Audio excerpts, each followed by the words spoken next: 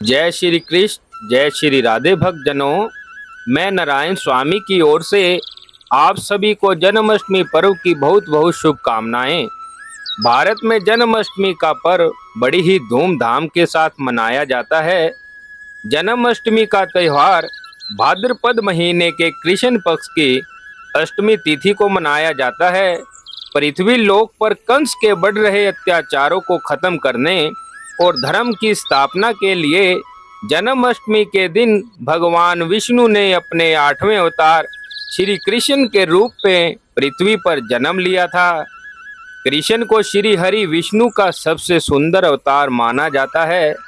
मान्यता है कि जन्माष्टमी के दिन कान्हा की पूजा करने से अकाल मृत्यु का भय नहीं रहता और व्यक्ति स्वर्ग लोक में स्थान को पाता है। श्री कृष्ण की पूजा से संसार के समस्त सुख का आनंद मिलता है। संतान प्राप्ति के लिए इस दिन श्री कृष्ण के बाल रूप लड्डू गोपाल की पूजा की जाती है। जन्माष्टमी पर कान्हा को माखन, मिश्री, पंजीरी, खीरे का भोग लगाने वाले के हर कष्ट दूर हो जाते हैं। जन्माष्टमी के दिन मथुरा, वृंदावन, गोकुल और बरसाना से लेकर द्वारिका में यह पर्व बड़ी ही धूमधाम और हर्षोल्लास के साथ मनाया जाता है।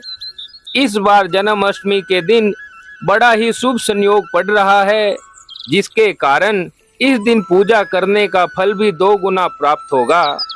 भक्तजनों, मैं इस वीडियो में श्री कृष्ण जन्माष्टमी की सही तिथि 6 या 7 सितंबर में किस दिन की है, इसके साथ किस शुभ मुहूर्त पर लड्डू गोपाल की पूजा होगी, इस साल जन्माष्टमी पर कौन सा शुभ संयोग बन रहा है, व्रत के पूजन की विधि व कथा के बारे में वर्णन करूंगा। जन्माष्टमी व्रत व पूजन विधि। इस व्रत में अष्टमी के उपवास से पूजन और नवमी के पारना से व्रत की पूर्ति होती है। इस व्रत को करने वाले को चाहिए कि व्रत से एक दिन पहले सप्तमी को हल्का तथा सात्विक भोजन करे। उपवास वाले दिन प्रातः स्नान आदि से निर्वित होकर सभी देवताओं को नमस्कार करके पूर्व या उत्तर को मुख करके बैठे।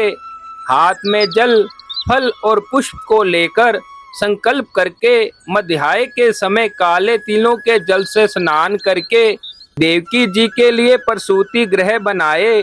अब इस सूतिका गृह में सुंदर बिछौना बिछाकर उस पर शुभ कलश को स्थापित करे। साथ ही भगवान श्री कृष्ण को स्तनपान कराती माता देवकी की मूर्ति या सुंदर चित्र की स्थापना करे। पूजन में देवकी, वासुदेव, बलदेव, नंद, यशोदा और लक्ष्मी जी इन सब का नाम लेते हुए विधिवत पूजन करें। यह व्रत रात्रि 12 बजे के बाद ही खोला जाता है। इस व्रत में अनाज का उपयोग नहीं किया जाता। फलहार के रूप में कुट्टू के आटे की पकौड़ी, मावे की बर्फी और सिंघाड़े के आटे का हलवा बनाया जाता है। कृष्ण जन्माष्टमी के दिन जो कार्य करने चाहिए, अब मैं उनका वर्णन करता हूँ। श्री कृष्ण जन्माष्टमी पर भगवान की पूजा करके उनके प्रिय व्यंजनों गाय के दूध से बनी खीर, माखन, पंचामृत, मिठाई और पकवानों का भोग अर्पित करें। श्री कृष्ण की पूजा करते समय शंख का प्रयोग करना शुभ माना जाता है। शंख के माध्यम से ही आप लड्डू गोपाल को स्नान करवाएं। ऐसा करने से भगवान आपकी सेवा को स्वीकार करते हैं। लड्डू गोपाल को व्यंजनों का भोग लगाते समय तुलसी दल अवश्य चढ़ाएं। तुलसी पवित्र होती है और इसको भगवान भोग स्वरूप ग्रहण करते हैं। कृष्ण जन्माष्टमी के दिन लड्डू गोपाल की पूजा करने के बाद झूला जरूर झुलाएं। यदि संभव हो तो श्री कृष्ण जन्माष्टमी के पावन पर्व के दिन लड्डू गोपाल के लिए भजन, कीर्तन और जागरण जरूर करवाएं। जन्माष्टमी के दिन श्री कृष्ण की प्रिय तुलसी को नहीं तोड़ना चाहिए। यदि आपको तुलसी के पत्ते भगवान को अर्पित करने हैं तो एक दिन पहले ही तुलसी दल के पत्तों को तोड़कर रख लें। जन्माष्टमी के दिन भूलकर भी काले या गहरे रंग के वस्त्रों को ना पहने, ना ही भगवान को पहनाएं।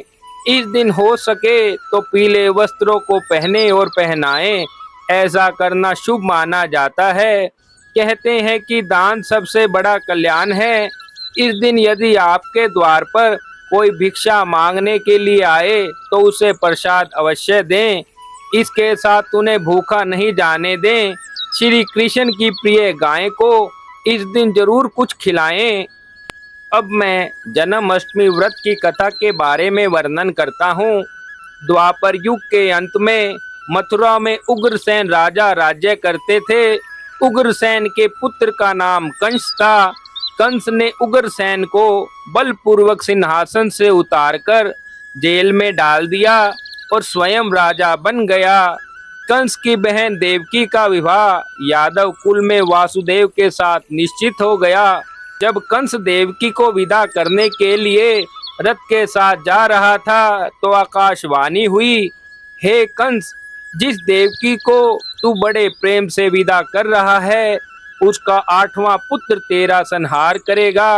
आकाशवाणी की बात सुनकर कंस क्रोध से भरकर देवकी को मारने के लिए तैयार हो गया।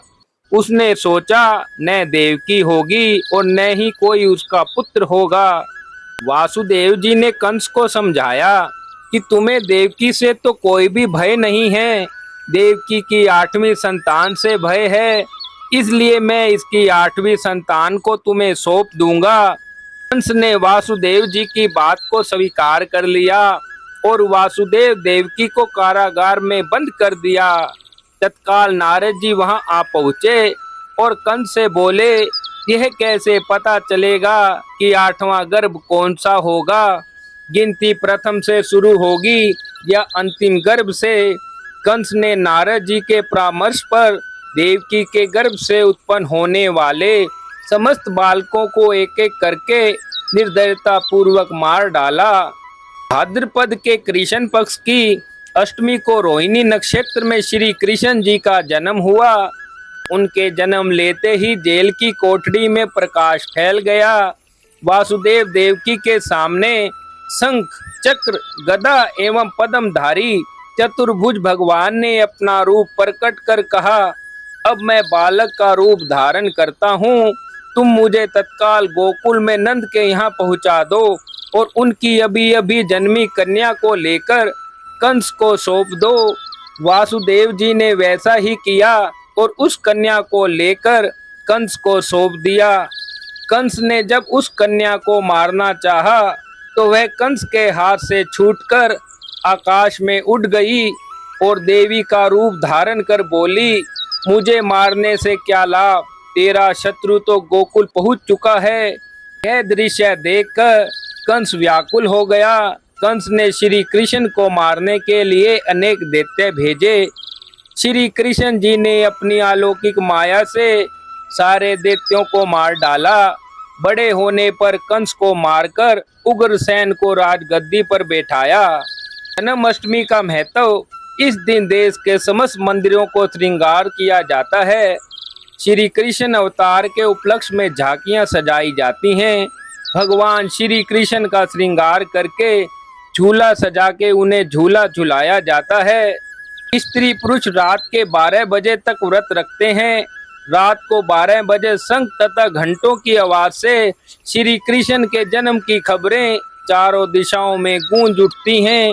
भगवान कृष्ण जी की आरती उतारी जाती है और प्रसाद का वितरण किया जाता है। भक्तजनों, अब मैं आपको बताता हूँ कि इस साल जन्माष्टमी के पर्व पर बहुत ही शुभ संयोग बन रहा है। सनातन पंचांग के अनुसार भाद्रपद माह के कृष्ण पक्ष की अष्टमी तिथि यानी 6 सितंबर 2023 की दोपहर 3:37 पर शुरू होगी और अगले दिन 7 सितंबर 2023 की शाम 4:14 पर समाप्त होगी। कहा जाता है कि भगवान कृष्ण का जन्म मध्य रात्रि को हुआ था, इसलिए जन्माष्टमी का पर्व रात को ही मनाया जाता है। पुराणों के अनुसार श्री कृष्ण का जन्म भाद्रपद कृष्ण अष्टमी को रात 12 बजे रोहिणी नक्षत्र में हुआ था। साल 2023 में जन्माष्टमी पर रोहिणी नक्षत्र ही रहने वाला है। ऐसा दुर्लभ संयोग कई सालों में बनता है। अब मैं बताता हूँ कि जन्माष्टमी के लिए शुभ मुहूर्त क्या है। भाद्रपद कृष्ण जन्माष्टमी की शुरुआत। भाद्रपद कृष्ण जन्माष्टमी तिथि की शुरुआत 6 सितंबर 2023 को दोपहर 3:37 से होगी और अष्टमी तिथि की समाप्ति 7 सितंबर 2023 शाम 4:14 पर होगी। 6 सितंबर 2023 गृहस्थ जीवन जीने वालों को इस दिन जन्माष्टमी को मनाना शुभ रहेगा। इस दिन रोहिणी नक्षत्र और रात्रि में पूजा का शुभ मुहूर्त बन रहा है। बाल गोपाल का जन्म रात में ही हुआ था। नंद के लाल कहना का जन्म मथुरा में हुआ था, इसलिए इस साल 6 सितंबर को मथुरा में भी जन्माष्टमी मनाई जाएगी। 7 सितंबर 2023 पंचांग के अनुसार इस दिन वैष्णव संप्रदाय के लोग जन्माष्टमी मनाएंगे। साधु संत और सन्यासियों में कृष्ण की पूजा का अलग विधान है। शास्त्रों में पंचदेवकों के उपासक गृहस्थ यानी समाज संप्रदाय के लोगों के लिए कृष्ण की उपासना अलग तरीके से बताई गई है। इस दिन दही हांडी उत्सव भी मनेगा। 6 सितंबर 2023 के दिन सुबह 9:20 से रोहिणी नक्षत्र की शुरुआत होगी और 7 सितंबर 2023 सुबह 10:25 पर रोहिणी नक्षत्र की समाप्ति होगी। जन्माष्टमी के पूजा मुहूर्त का समय। श्री कृष्ण जन्माष्टमी पूजा का समय 6 सितंबर 2023 रात्रि 11:57 से शुरू होगा और 7 सितंबर 2023 प्रातः 12:42 तक रहेगा। पूजा की अवधि 46 मिनट तक ही रहेगी। मध्य रात्रि का सन प्रातः 12:02 तक रहेगा। जन्माष्टमी व्रत पारण का समय। धर्म शास्त्र के अनुसार वैकल्पिक पारण का समय 7 सितंबर 2023 शाम 6:02 के बाद है तथा वर्तमान में समाज में प्रचलित पारण का समय 7 सितंबर 2023 प्रातः 12:42 को कहना की पूजा के बाद ही रहेगा। भक्तजनों, मेरे द्वारा दी गई जानकारी की वीडियो यदि आपको अच्छी लगे तो आप मेरे YouTube चैनल भक्ति मार्ग के कमेंट बॉक्स में जाकर जय श्री कृष्ण अवश्य लिखें। चैनल को लाइक व सब्सक्राइब करें, ज़्यादा से ज़्यादा शेयर करें। धन्यवाद।